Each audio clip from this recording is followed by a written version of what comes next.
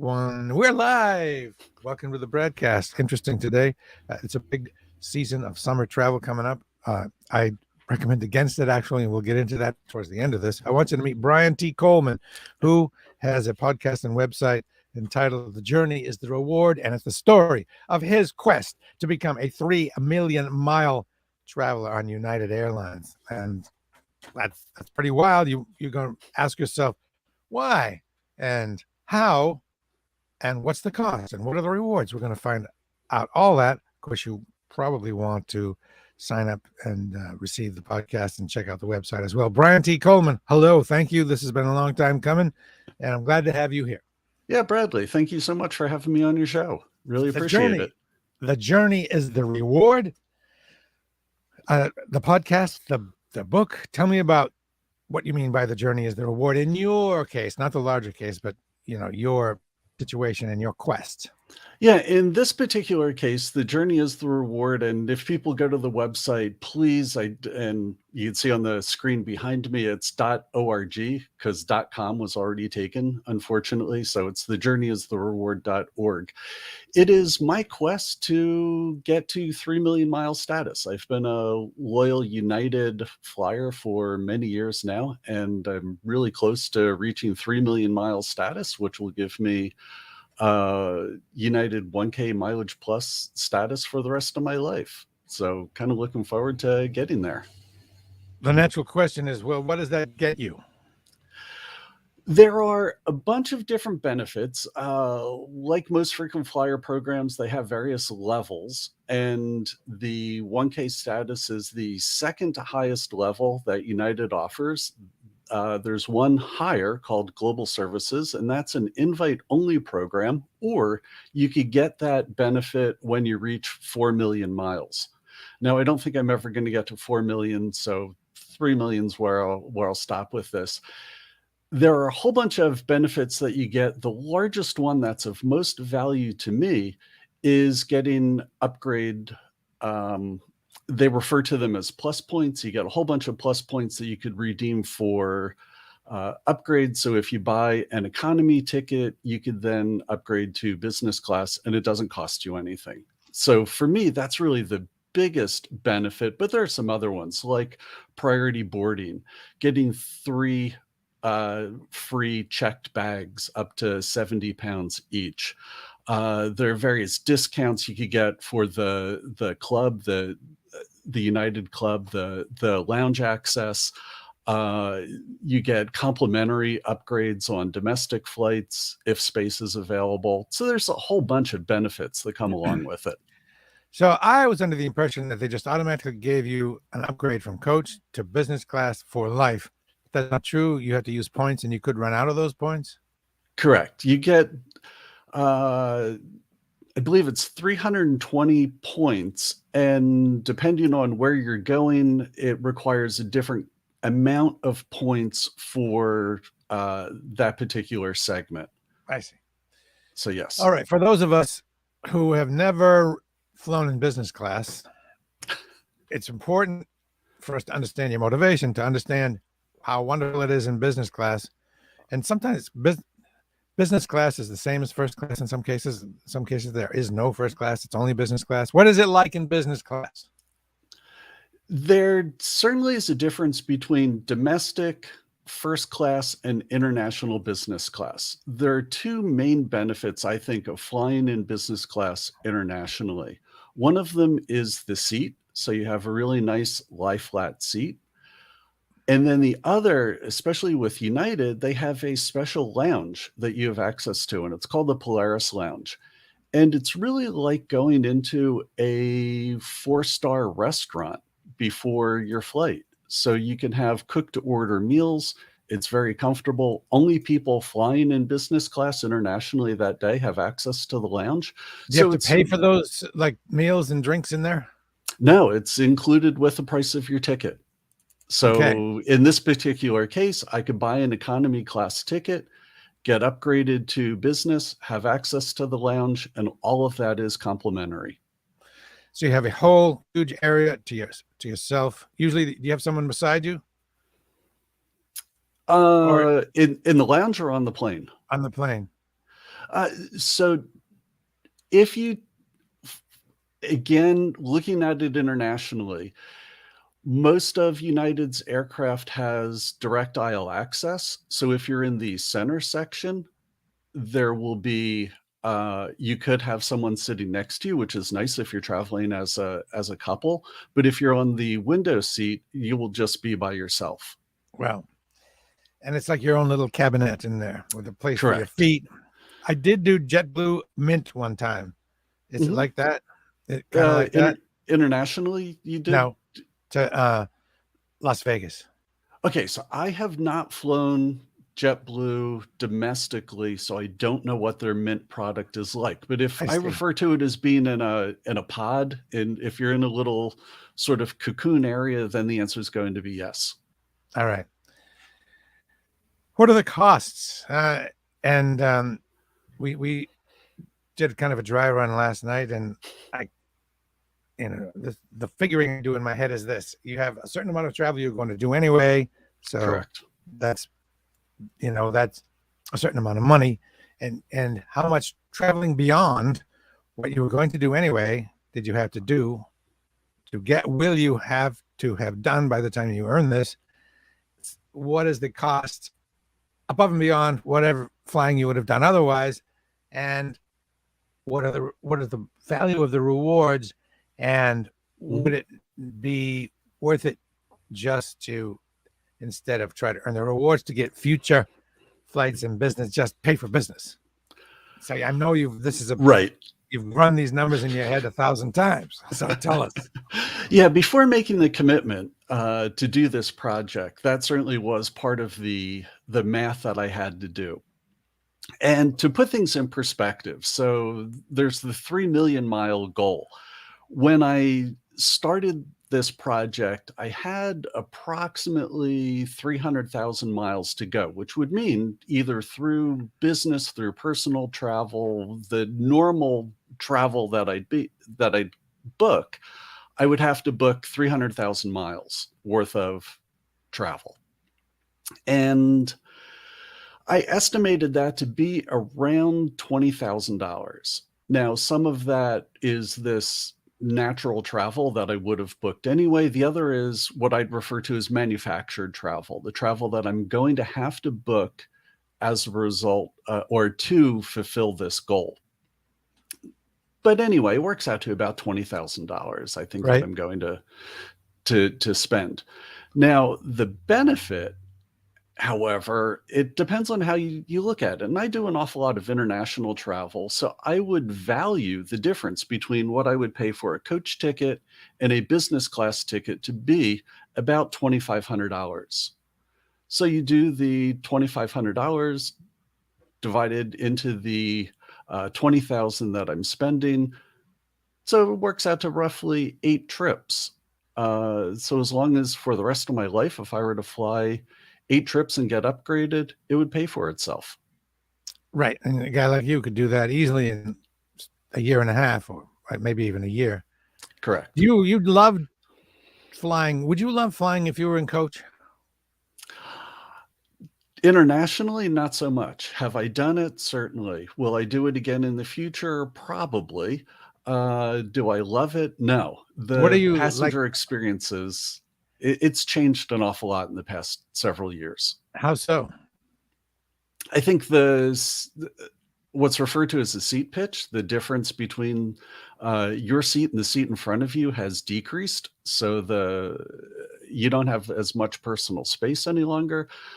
I think the quality and quantity of food and service has diminished over the years. And I also quite honestly think the quality of the passenger, my fellow travelers, has decreased as well. There are certainly exceptions to that, but I think that the affordability of tickets has lowered the standard of air travel.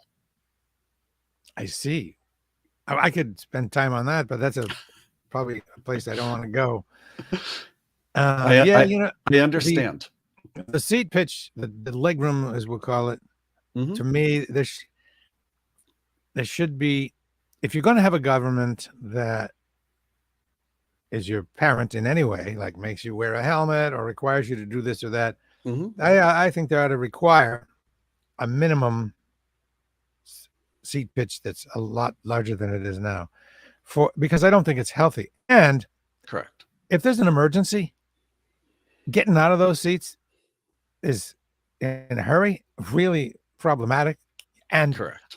and just if you're in the window seat and you need to use the restroom, getting out of there, that other person has to get up. It's inhuman. I don't like it. They're going to cry poor mouth and say, well, we need to cram in the extra seats, blah, blah, blah. Right. Whatever. I like it a lot less than I used to. Yeah, Now, and I think there's definitely a solution to that, which isn't very popular with the traveling public, but it's raise the prices.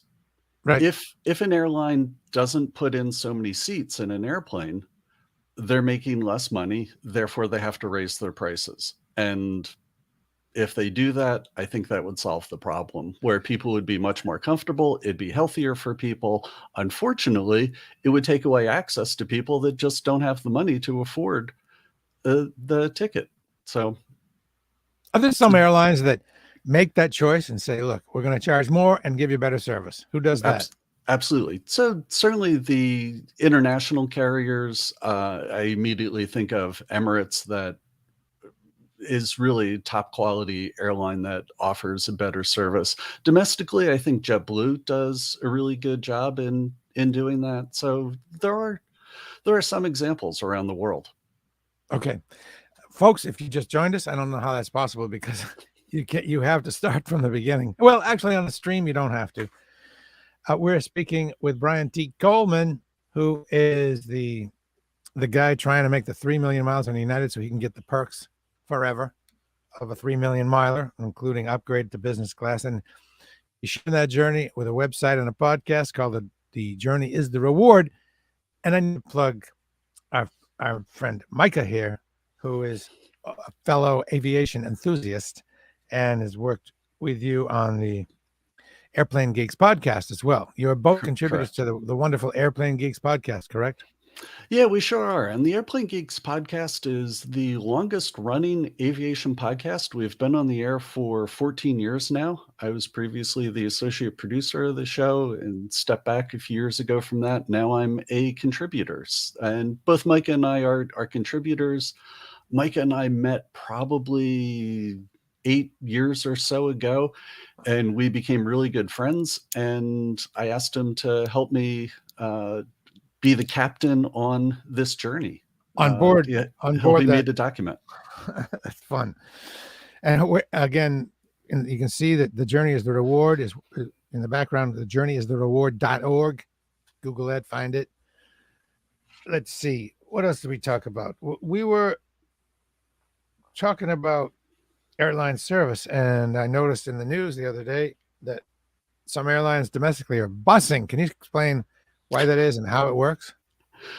And you're a fan of it, and I still must misunderstand it a little bit because you go ahead and describe it, and then I'll make my point. Yeah. So what some airlines are starting to do is from smaller, I don't say regional airports, but smaller destinations, they will have bus service that get you to a larger hub airport.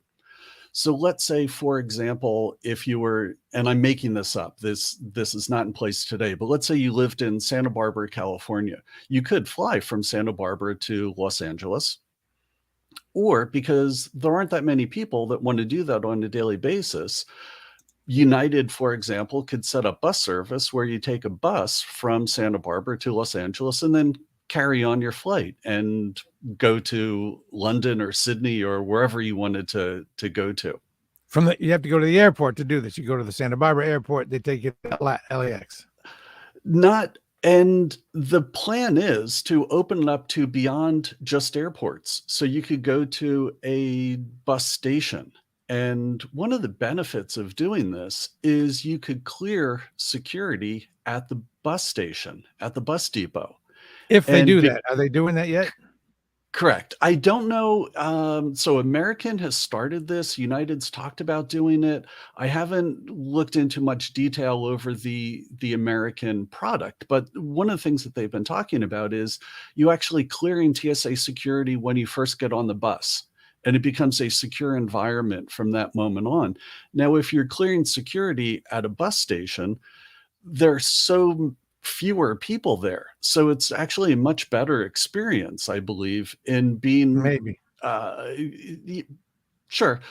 I like to be hopeful over this, where you can clear security. There aren't that many people. There's only 50 people maximum on a bus, so therefore, uh, getting through that line is significantly better than being in an airport where there could be thousands of people.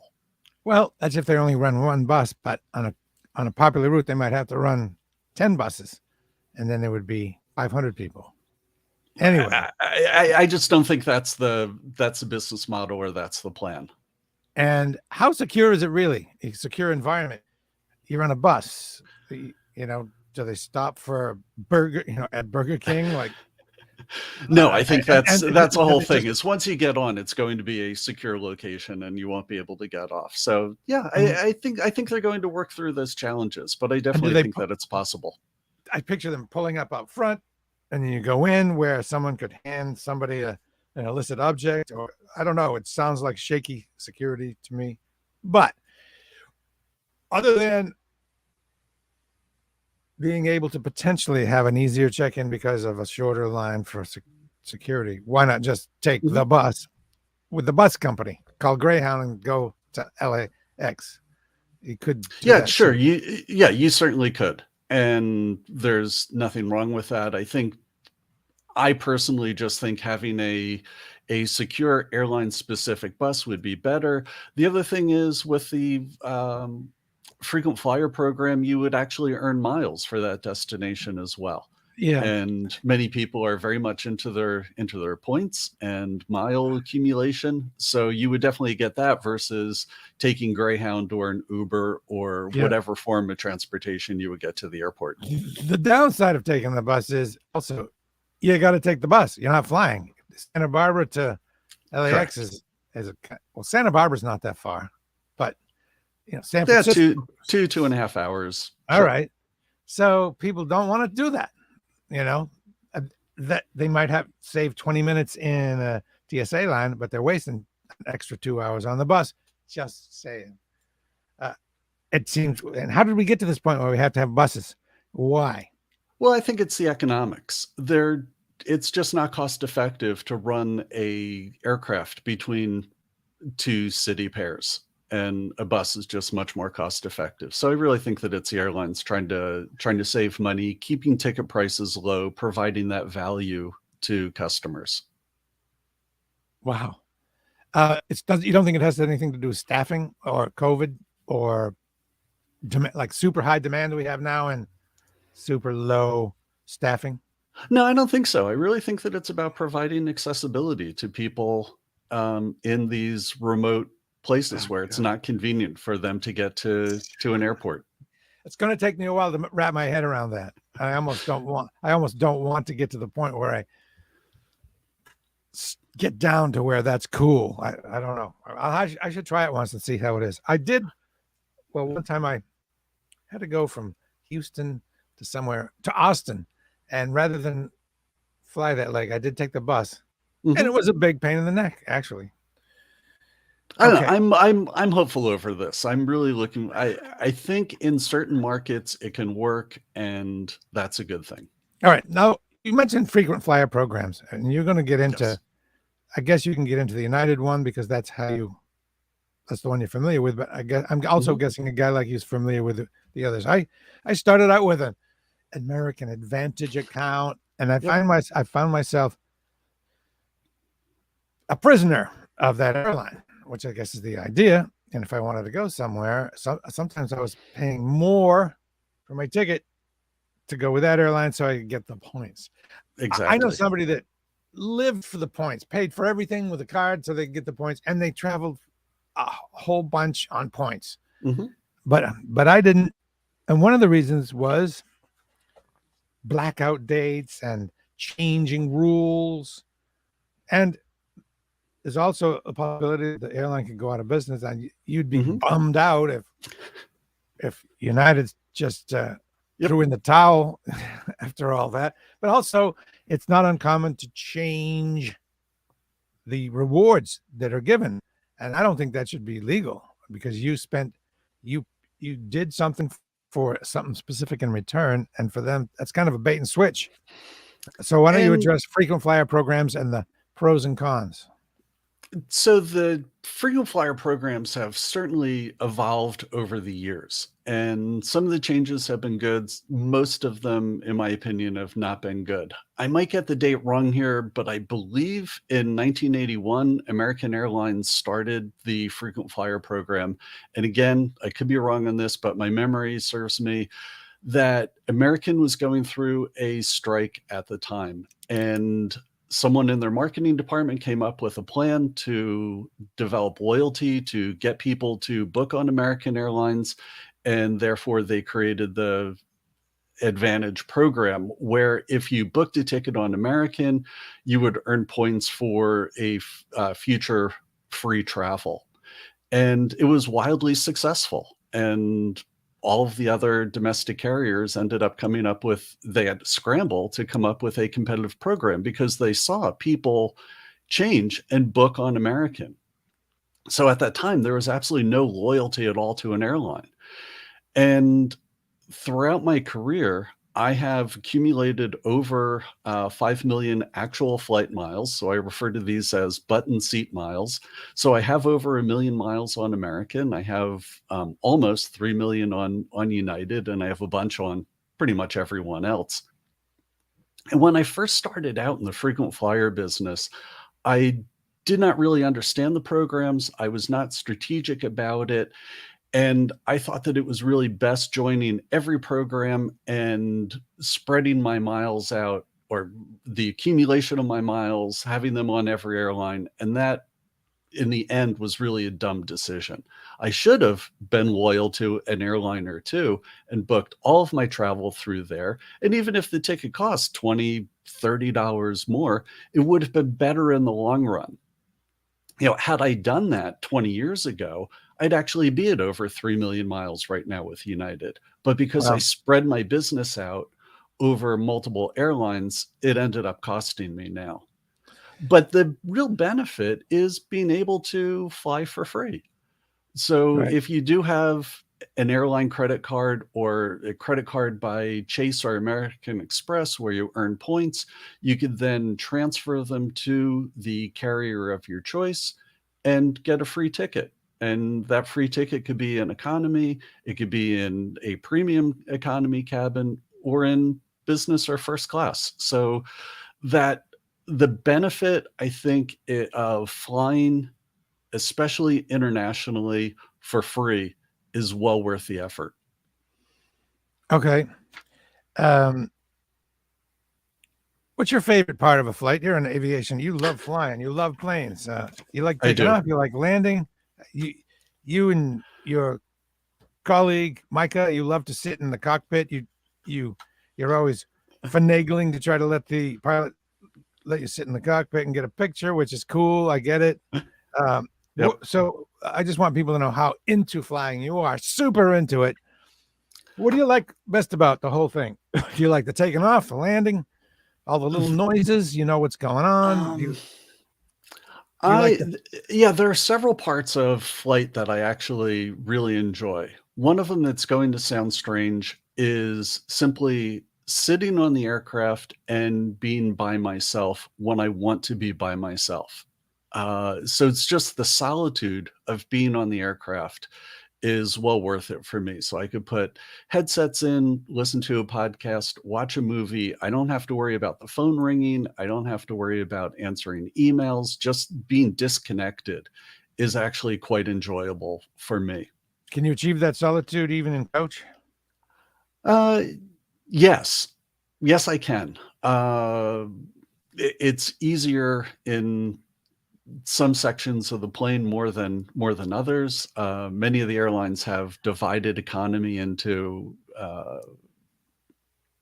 true horrific economy, and then there's sort of an economy plus section where you have a little bit more extra leg room, and that's a little bit easier to deal with. True horrific is Yeah. where most of us live, by the way. Yes, I know. I am phenomenally fortunate in being able to do what I do. And I've been phenomenally fortunate having jobs that have literally sent me around the world and have allowed me to accumulate these miles.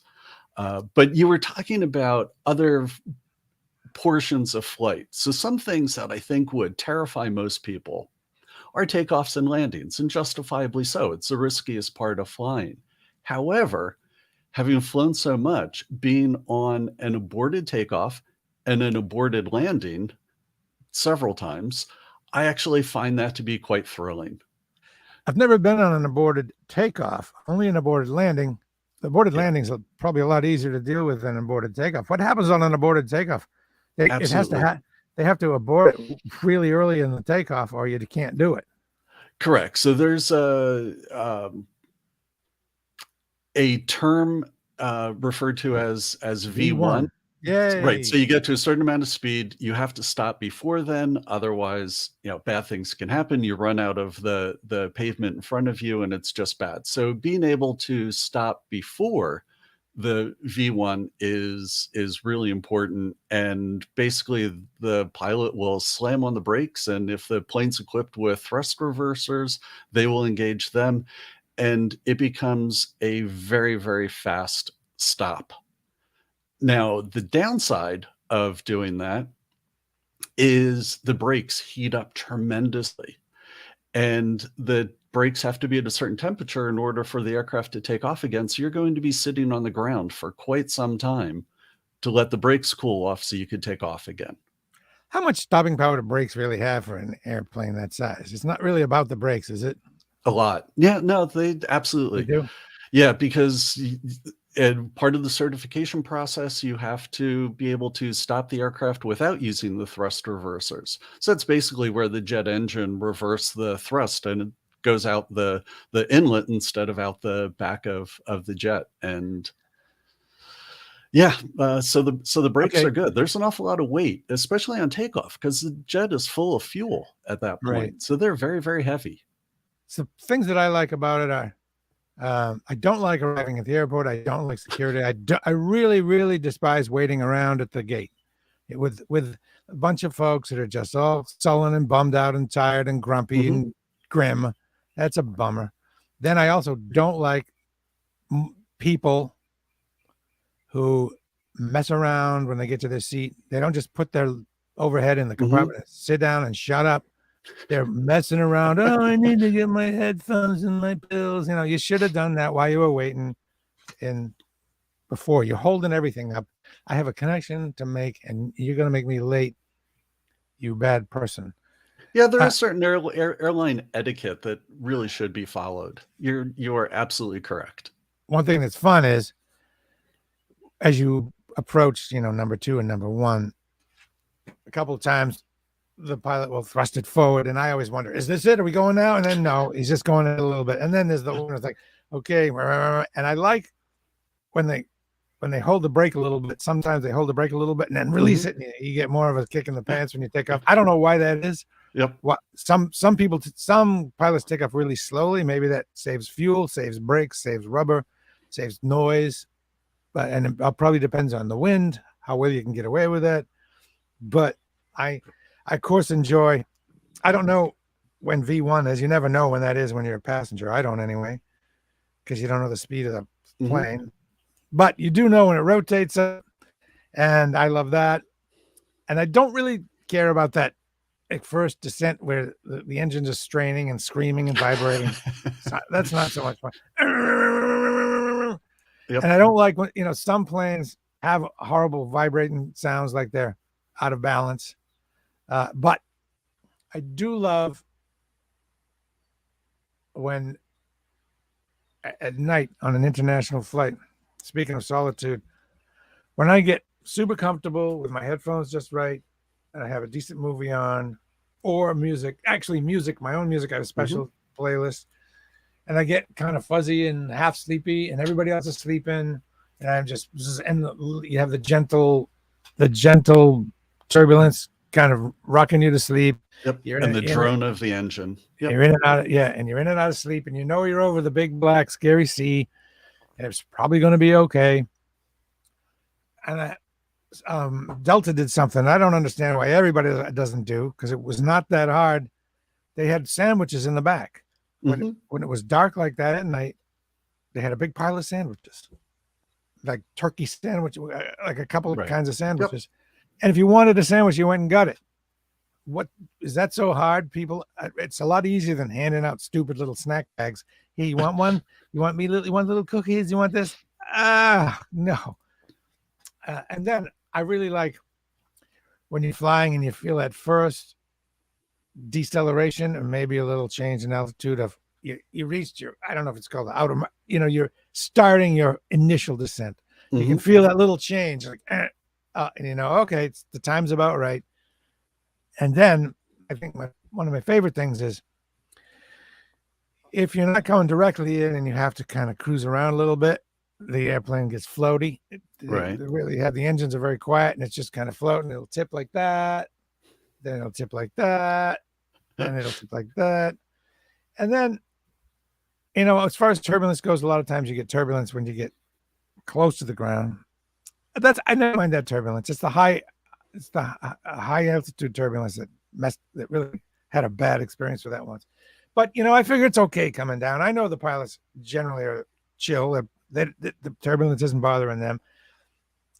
And then coming into Boston is always a little, on one runway there's a wall, a little berm. I don't know if you're. Yep. I'm very, very familiar with that. I have a great story over that. An airplane hit that one time back in the 70s, I think. There was some bad thing that happened. And I know that the aircraft is really low over that. Like, I know that the gear may be 50 feet over that, not much. And if they hit a pocket of no air or something, I'm always a little nervous about hitting that. But not anymore. I used to be. Yep. And I just love the whole, like, waiting for the thing to hit, boom, boom, boom. I'm making this too much about me. The only really interesting things out of the ordinary that happened to me was, I told you, the aborted landing. But one time leaving one of the German airports on Lufthansa, got out over the North Sea, out over Amsterdam, past Amsterdam, over the ocean, and they come on and say, we got an issue. We could probably make it, but since our hub is Germany, we're going to go back there, but we have to dump a bunch of fuel. And I happened to be sitting right beside the fuel nozzle, and it went for about. So you got to watch it for about 20 minutes. I have a photo I can send you. It's like a fire hose of fuel coming out over the ocean, and I had to give Lufthansa credit back then. With that happened. Then got back to Germany in an hour. Got back in the air within an hour, and back to that point, back to that same point, and only lost 3 hours. Is pretty good. So I'll stop telling my stories. I've been talking too much. I appreciate that. Now back to the podcast. Yeah. What where are you in the podcast and the now? What point in your, what's the next episode or the most recent episode of The Journey is the Reward.org podcast? So we have 7 episodes that are published. So you could go to Google or the Apple podcast player, whatever your favorite podcast player is, you should be able to find it. So 7 episodes in, we've documented a trip that Micah and I did to England. Yeah, which was fun. So fellow podcasters, Plain Talking UK, they celebrated their 400th show. So Mike and I flew over to help them celebrate. And that was kind of fun that we actually flew together. And I did a vacation to Italy, documented that. The most recent show was on a back-to-back trip that I did to Hawaii. Took off one afternoon from Los Angeles, flew to Honolulu, was on the ground for about an hour and a half, got back on the plane, flew back to Los Angeles. It was a red-eye flight, so landed about 6:30 in the morning, was on the plane again at 9 o'clock, went to Maui, was on the ground in Maui for 45 minutes and flew back to Los Angeles. So did 2 flights to Hawaii in less than 48 hours and never got out of an airport. When you get to Hawaii, what do you do? Have some lunch or something at the airport? Yeah, when I went to Honolulu, United has a club there, so I was able to go in the club, and not that I was particularly hungry, but just had a little snack. They had some Hawaiian macaroni salad that I really like a lot, and had It's a that. long way Use to go the for a salad, but it that's all right. is, but again, So you're it's all about the journey. The and journey the is journey. the reward. So yeah, I mean, for you, the journey is the reward means two things. The journey is the reward of the points. But even if you didn't get the points, be honest, would that journey be enough of a reward to do that? If there were no points, would the No journey one's really ever be asked the that. reward? That's See, a hard I one. really Yeah, like flying. I'm going to go the there. answer is yes and no. Yeah, the answer is yes and no. So you would have really go ahead. Yeah, no, I would. I've actually for the experience, it was when United first launched service to Singapore. I flew on the inaugural flight of that simply to be on the flight. So I flew to Singapore. It landed again, something like 6:30 in the morning, 10 o'clock. The same plane flew back to the States, and I flew on that flight just to fly on that flight. Wow. Okay, we'll wrap it up with this. You're an expert flyer. 2 questions for an expert flyer. Sure. Give me a couple of airlines that are undersung, that people may be shy of, that are really fantastic. And I'll ask you if one of them is Turkish Airlines. It used to be. Is it still? I think so. I think they're really providing an excellent product. They are, I think, just not recognized for what they do. I have a political issue with supporting Turkish Airlines, but that's a different story. But I think that they're providing an excellent product and are definitely underrated. Yep. Do you have another one you'd recommend that is an undersung airline? There's so many, and there are so many new airlines. And here in the US, Avelo, they started in Burbank, which is the closest airport to me, and they do service up and down the West Coast. They, I think, are providing an excellent product. I want to love them, but because they're a brand new airline, they're going through some growing pains. Mike and I, for the Airplane Geeks podcast, we've documented my passenger experience on them. They've recently started service out of Connecticut, mostly flying to Florida, so servicing the East Coast. So Avelo is definitely doing a good job. There's a new airline called Breeze. I haven't had a chance to fly on them yet. Really looking forward to seeing how that product works out. So the marketing of airlines is changing from American Airlines and to casual names like Zip and Breeze and these little and Play. And oh, please, I don't want names that are too casual. I want names that make it seem like the airplane is maintaining their planes and paying attention to business. I don't want to make it seem like, oh, it's a Breeze. Come on board. Yeah, I think we're showing our age in that particular case. I think the millennials and younger actually appreciate that marketing. So they do. I think so.